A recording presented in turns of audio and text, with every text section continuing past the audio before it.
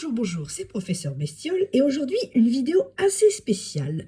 J'ai lu un livre et j'ai trouvé dans ce livre une histoire, un fait étrange, une histoire naturaliste bien sûr, un fait très étrange et je vais vous la raconter. J'échauffe ma voix et voilà. Voici un renard qui traverse avec circonspection un pâturage alpin. Il passe, rapide et silencieux, on dirait une ombre qui effleure le terrain. Ses oreilles sont bien droites, ses yeux ouverts, tous ses muscles tendus. Qui pourrait surprendre cet animal si fourbe et l'attaquer? Pourtant, il y a quelqu'un qui lui tente une embuscade. Soudain, tandis que le renard passe près d'un massif rocheux, quelque chose bondit d'une fente du rocher. Le renard a un soubresaut. Sa gorge lui fait horriblement mal, comme si une morsure la tenaillait. Effrayé, il se lance dans une course folle, mais la morsure ne le lâche pas. De quoi s'agit-il? Un petit animal qui n'a guère plus de 30 centimètres de long a enfoncé ses dents dans sa gorge. C'est une hermine. Maintenant, le renard s'enfuit. Fou de douleur, il se débat, il saute. L'hermine se laisse emporter par sa proie. Elle résiste à tous les chocs, rien ne pourrait lui faire ouvrir les mâchoires. Et pour abandonner sa prise, le sang coule de la blessure, les forces du renard l'abandonnent peu à peu. Il court encore avec l'énergie du désespoir, puis tombe, épuisé, tout tremblant. Alors l'hermine se détache de la gorge de la bête et, enivrée par l'odeur et par la saveur du sang, attaque d'autres points du corps de sa victime en lacérant sa peau et sa chair. On dirait une bête possédée par une force diabolique, tellement elle s'acharne sur sa proie. Ce mot-là, proie, est assez spécial.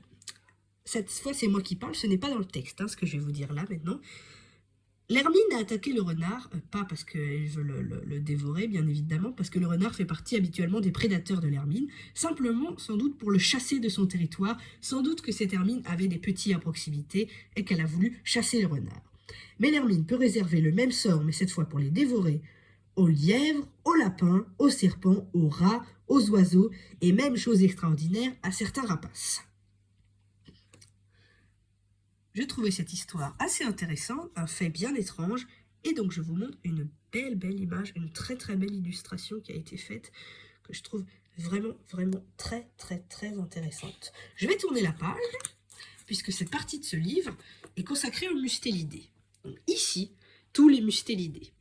On voit qu'à cette époque, les mustélidés, parce que c'est un très vieux livre, les mustélidés étaient considérés comme nuisibles, c'était des bêtes féroces assoiffées de sang, comme l'a dit dans le texte, une bête possédée, diabolique. Alors, l'hermine est ici. De son nom latin, Mustela herminea, que j'ai déjà présenté dans une autre vidéo, avec toute la famille des mustélidés, que j'ai déjà présenté également. Sauf certains mustélidés qui ne vivent pas en France. Le ratel, très connu pour son agressivité envers même les lions, et le glouton, son cousin américain, qui lui s'attaque à des loups, à des pumas et à des ours. Bien sûr, ce qu'on confond souvent avec le putois, la moufette, qui n'a rien à voir, qui vit aussi en Amérique, et son équivalent africain, la zorie du Cap. Ici, nous avons un putois, qui est aussi un furet, ici, qui sont la même espèce, mais une sous-espèce différente. Le blaireau, que j'ai déjà présenté, la loutre, que nous avons aussi déjà présenté, la fouine, qui va bientôt arriver dans les prochaines vidéos, la martre, déjà présentée, et la belette également, qui est déjà présentée. C'est la fin de cette petite vidéo un peu spéciale. C'est vraiment pas du tout prévu. Je suis tombée sur cette histoire et je me suis dit que ça pourrait être intéressant de la présenter en vidéo. Et je vous dis au revoir et à bientôt pour une prochaine vidéo.